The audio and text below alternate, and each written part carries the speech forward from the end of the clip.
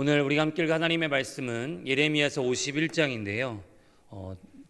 예레미야서 51장 다 읽지 않고 우리 45절에서 64절까지의 말씀까지만 먼저 읽겠습니다.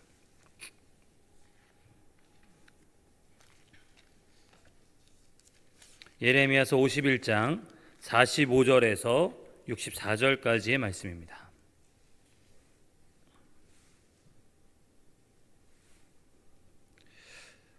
제가 한 절, 여러분들이 한 절 교독하겠습니다. 나의 백성아, 너희는 그 중에서 나와 각기 여호와의 진노를 피하라.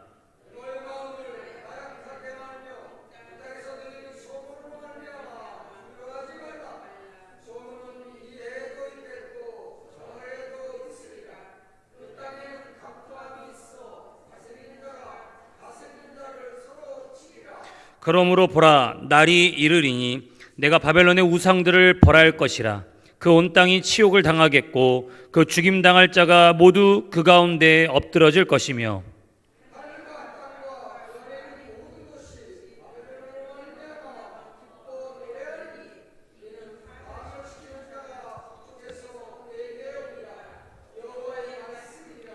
바벨론이 이스라엘을 죽여 엎드러뜨림 같이 온 세상이 바벨론에게 죽임을 당하여 엎드러지리라.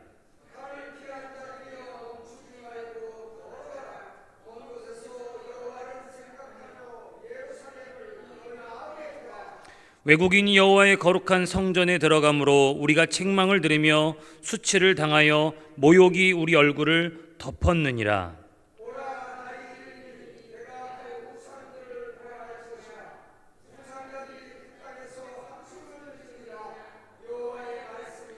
가령 바벨론이 하늘까지 솟아오른다 하자 높은 곳에 있는 피난처를 요새로 삼더라도 멸망시킬 자가 내게로부터 그들에게 임하리라. 여호와의 말씀이니라.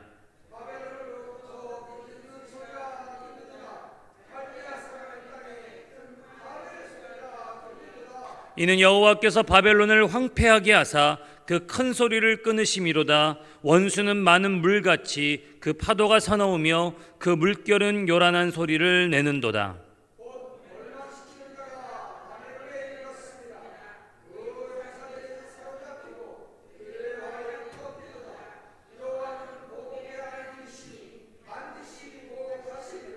만군의 여호와라 일컫는 왕이 이와 같이 말씀하시되 내가 그 고관들과 지혜 있는 자들과 도백들과 태수들과 용사들을 취하게 하리니 그들이 영원히 잠들어 깨어나지 못하리라.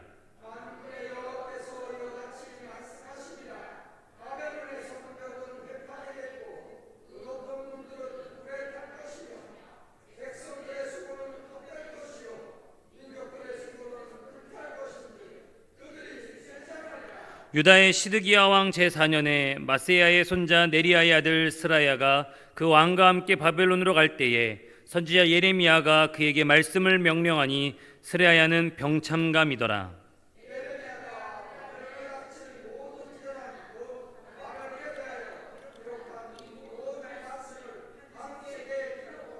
스라야에게 말하기를 너는 바벨론에게 이르거든 삼가 이 모든 말씀을 읽고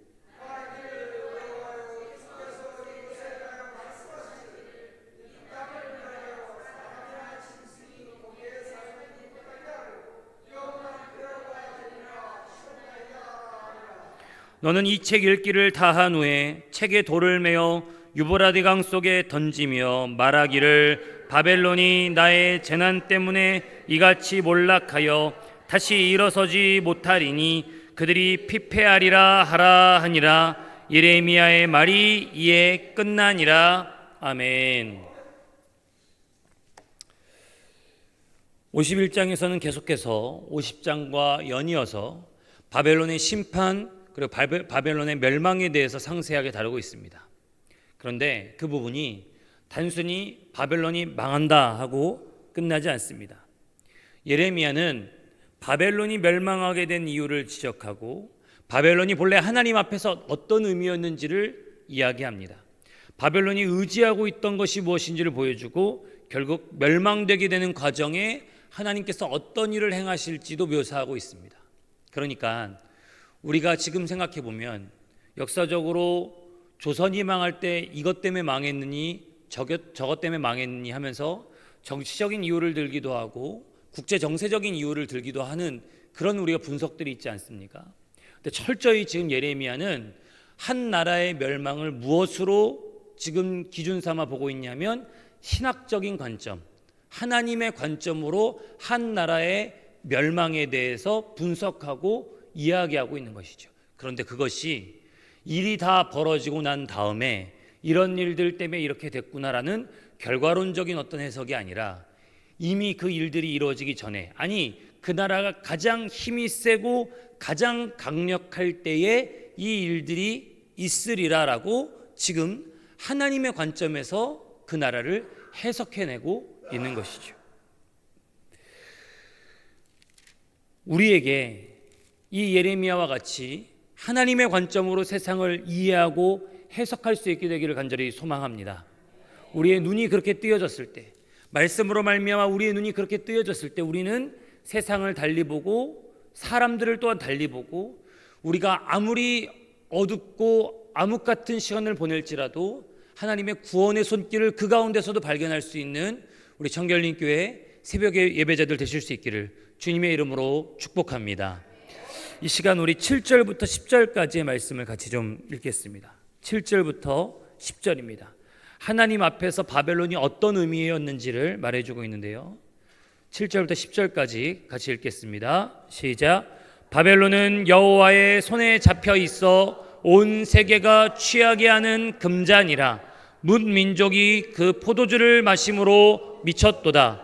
바벨론이 갑자기 넘어져 파멸되니 이로 말미암아 그 상처를 위하여 유향을 구하라. 혹 나으리로다. 우리가 바벨론을 치료하여 해도 낫지 아니한즉 버리고 각기 고향으로 돌아가자. 그 화가 하늘에 미쳤고 궁창에 달하였음이로다. 여호와께서 우리 공의를 드러내셨으니 오라 시온에서 우리 하나님 여호와의 일을 선포하자. 아멘. 예레미야 50장 23절에서는요, 온 세상을 부수는 망치다라고 바벨론을 그렇게 정의하고 있는데, 51장에서는 온 세계를 취하게 하는 포도주가 가득 담긴 금잔이다라고 묘사하고 있습니다. 뿐만 아니라 20절에서는 너는 나의 철퇴였다라고 묘사하십니다. 그만큼 바벨론은 어느 누가 봐도 강해 보일 뿐만 아니라 또한 어느 누가 봐도 매혹적으로 보였던 것입니다. 바벨론의 문화, 바벨론의 학문, 바벨론의 기술, 바벨론이 가진 모든 것들이 다 온 세계가 취할 정도로 매혹적이고 아름다웠다는 것이죠. 그러니 바벨론에 대적할 것은 아무것도 없어 보였습니다. 유대 청년들이 바벨론 땅으로 포로로 끌려가서 바벨론은 궁궐에서 바벨론식으로 이름을 바꾸고 바벨론의 학문을 배우고 바벨론의 왕이 차려주는 음식을 먹었을 때 그들이 근간부터 흔들릴 수밖에 없었고 신앙적 정체성이 다 뒤집어질 수밖에 없었던 이유는 이처럼 바벨론이 취하게 하는 금잔이었기 때문입니다. 이때에 다니엘과 그의 세 친구들이 무엇을 거절합니까? 왕의 음식을 거절합니다. 뜻을 정하여 자신들을 더럽히지 않도록 왕의 음식들을 거절했던 그 과정은 결국엔 얼마만큼 이 바벨론이 젊은이들에게, 세계나라 여러 젊은이들에게 매혹적이었고 바벨론을 향해서 충성하도록 만들었는지를 보여주는 장면이죠. 이처럼 바벨론에 대적할 것은 아무것도 없어 보였습니다.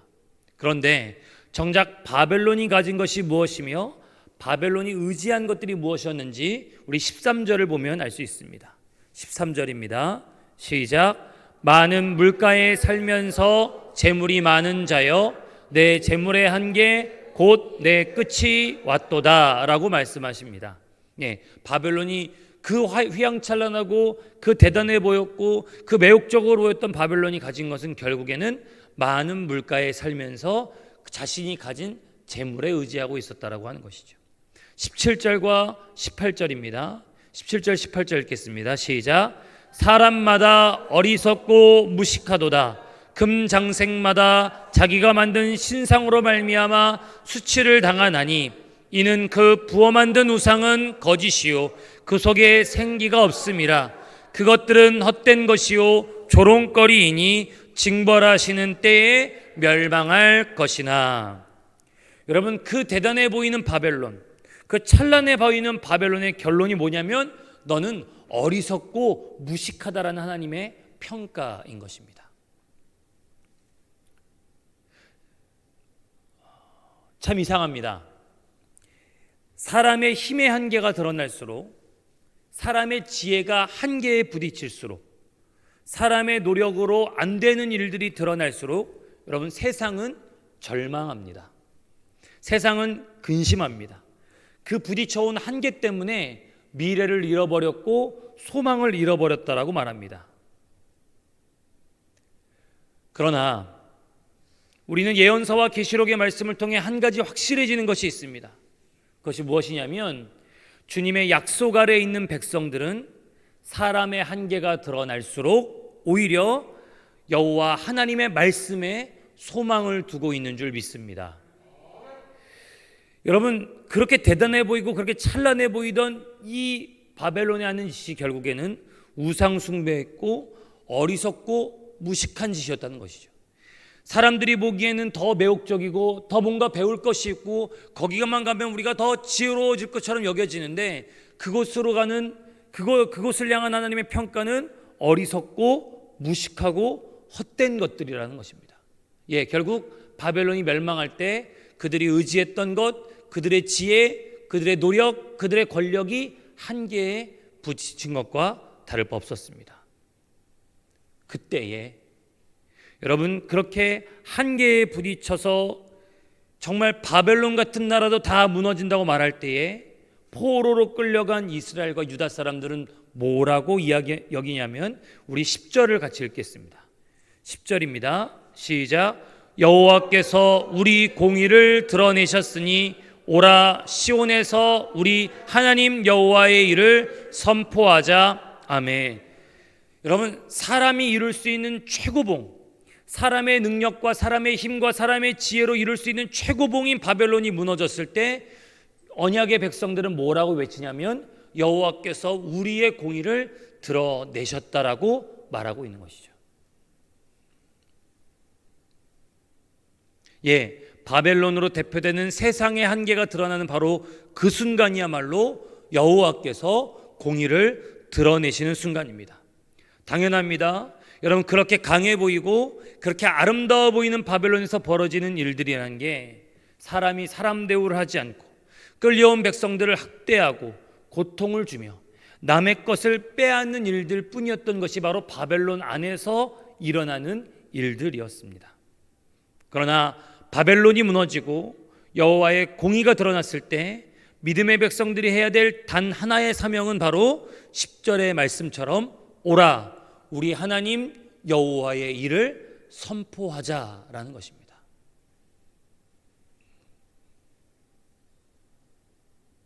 사람의 능력과 사람의 지혜와 사람의 힘이 다 무너지는 그 순간에 우리는 오히려 세상에 희망이 없고 세상은 이것 때문에 망할 수밖에 없고 이래서 우리에게 미래가 없다라고 말하는 절망의 이야기들이 다 넘실거리는 이 세상 속에서 우리는 오히려 여호와의 공의가 드러났고 우리 하나님 여호와의 일을 담대하게 선포하는 믿음의 백성이 되어야 될 줄 믿습니다.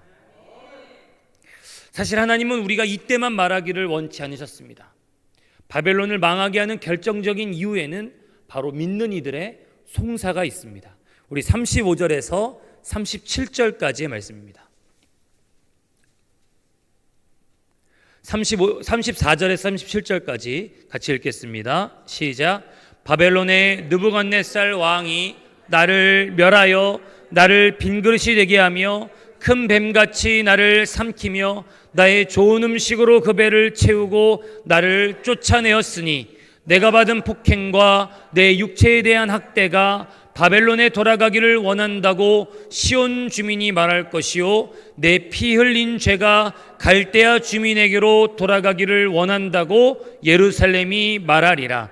그러므로 여호와께서 이와 같이 말씀하시되 보라 내가 내 송사를 듣고 너를 위하여 보복하여 그의 바다를 말리며 그의 샘을 말리리니 바벨론이 돌무더기가 되어서 승냥이의 거처와 혐오의 대상과 탄식거리가 되고 주민이 없으리라. 아멘. 여러분, 바벨론에게 핍박당하고 고통당할 때 시온 주민들, 예루살렘 사람들은 무엇을 합니까? 이 학대가 바벨론에게 돌아가기를, 내 피 흘린 죄가 갈대아 주민에게로 돌아가기를 원한다라고 하나님께 부르짖기를 멈추지 않았다는 것이죠. 그리고 마지막 순간 하나님께서 우리의 송사를 듣고 우리를 위하여 보복하실 일들이 있을 것이다, 그렇게 언약의 백성들은 믿었다라고 하는 것입니다. 억울한 일을 어디에 풉니까? 서운한 마음을 누구에게 쏟아냅니까? 억울한 일을 풀 길이 없고 서운한 마음을 쏟아낼 구석이 없는 유대 포로들은 하나같이 오직 하나님께만 이 마음을 쏟아내었던 것입니다. 이 시간이 얼마나 될지, 이 고통과 서름이 과연 끝나기나 할지 아무것도 기약하지 못하는 칠흑 같은 영혼의 어두운 밤에 그들은 울부짖었습니다. 그런데 뜻하지 않은 시간에, 여러분 47절과 52절에 반복하는 것처럼 보라 날이 이르게 되었을 때 그들의 서름과 고통을 온전히 씻어주시는 구원의 날, 회복의 날, 신원의 날을 경험할 수 있었던 것이죠. 하나님께서 우리의 모든 서름, 우리의 모든 눈물, 우리의 모든 잃어버린 권리를 되찾게 하시는 날이 반드시 이르게 되었다라고 예레미야는 지금 이미 권리를 잃어버리고 눈물을 흘리고 있는 사람들에게 선포하고 말해주고 있는 것입니다. 그러니 포기하지 않고 기도해야 될 이유, 낙심하지 말고 여호와의 말씀을 의지해야 될 이유가 바로 여기에 있다라고, 이미 두 차례나 포로가 끌려갔고 이미 나라가 곧 망하게 될 바로 그 사람들을 향해서 앞으로 일어나게 될 일들을 예언하고 있는 것입니다.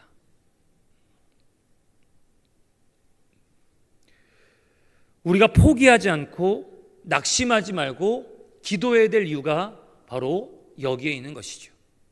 하나님은 우리가 말하기를 멈추지 않기를 원하십니다. 끊임없이 우리 안에 있는 모든 서름과 눈물들을 다 쏟아내기를 원하십니다. 그런데 여러분 생각해 보십시오. 왜 예루살렘과 유대가 바벨론 땅으로 포로로 끌려갔습니까? 그들의 우상 숭배 때문이었고 그들의 죄 때문이었습니다. 죄지어서 끌려간 민족들이, 죄지어서 끌려간 하나님의 백성들이 뭘 잘했다고 지들이 억울하다고 하나님 앞에 송사를 하고 울부짖고 하나님 앞에 토로를 하겠습니까? 그런데 설령 그러했을지라도 하나님은 하나님의 백성들이 하나님께 구하고 요청하고 하나님 이 우리의 모든 서름과 아픔들을 씻어달라고 외치는 그 모든 부르짖음을 거절치 않으시고 들으신다라고 하는 것이죠. 지난 한 주간도 우리가 얼마나 많은 죄들을 졌습니까? 지난 한 주간도 우리가 세상 속에서 얼마나 온전치 못했습니까? 그럼에도 불구하고 이 새벽에 우리가 부르짖어야 하고 어떠한 상황에서도 우리의 기도가 멈춰지지 말아야 될 이유가 바로 여기에 있습니다. 죄 지은 백성일지라도, 온전치 못한 백성일지라도 그 기도를 들으시고 그 기도에 응답하시며 우리의 눈물과 우리의 서름을 다 닦아주실 우리 하나님이 우리와 함께 하십니다. 뿐만 아닙니다. 우리 50절의 말씀입니다. 50절 말씀을 같이 읽겠습니다. 칼을 피한 자들이여 멈추지 말고 걸어가라. 먼 곳에서 여호와를 생각하며 예루살렘을 너희 마음에 두라. 아멘. 1차적으로는 바벨론 땅에 포로로 끌려갔던 이 유대인들이 이제는 바벨론에서 떠나 이렇게 풍요와 번영의 상징인 이 땅에서 떠나서 약속의 땅으로 멈추지 말고 돌아오라고 예레미야는 요청합니다. 그러면서 그들은 10절의 말씀처럼 우리 하나님 여호와의 일을 선포하라라고 요청하고 있는 것이죠.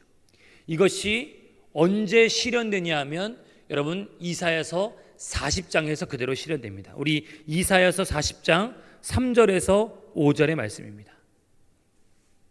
이사야서 40장 3절에서 5절의 말씀을 같이 찾아서 좀 읽겠습니다.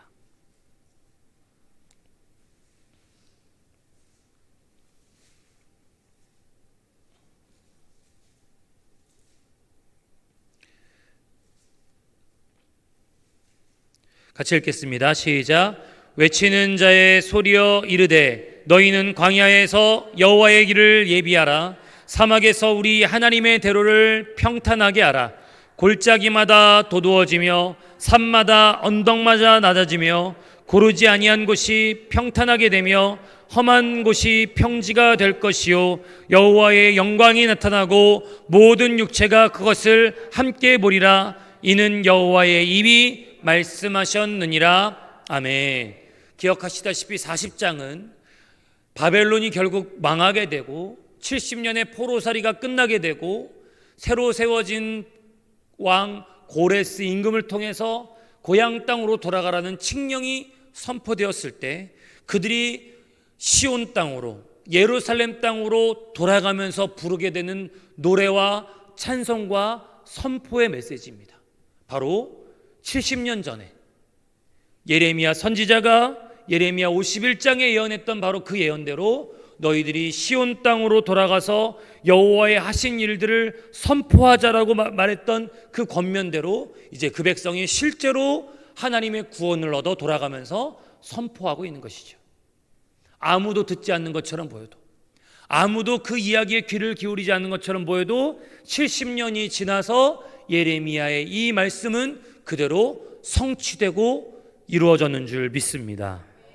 그러니 오늘 이 말씀을 받는 우리도 이 시대와 세상의 아픔 속에서 멈추지 않고 기도하며 하나님께 송사를 올려야 될 줄 믿습니다.